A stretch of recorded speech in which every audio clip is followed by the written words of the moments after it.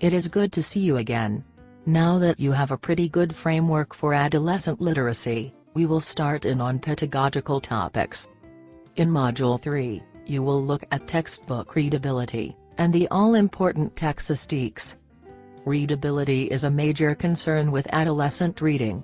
When people talk about readability, they are referring to how easy a textbook or book is to read.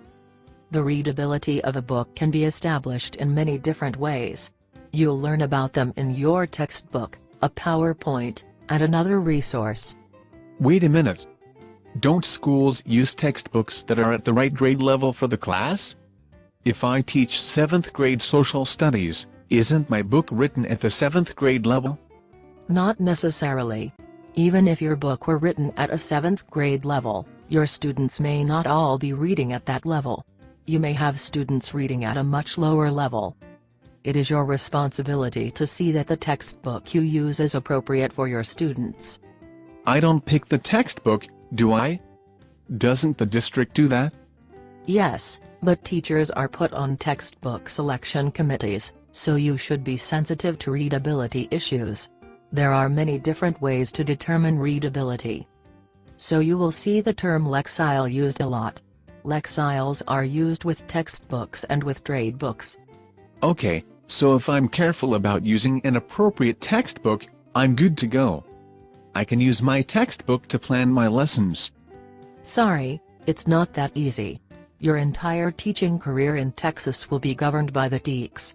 That stands for Texas Essential Knowledge and Skills. They are the state standards.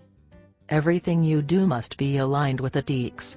In this module, one of the assignments has you explore and react to the TEKS in your content area.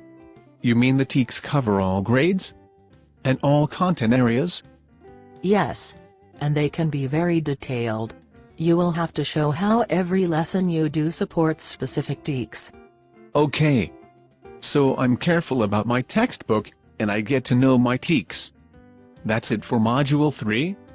No, there is a lot to learn about the internal structure of texts, and the signal words that help identify those structures.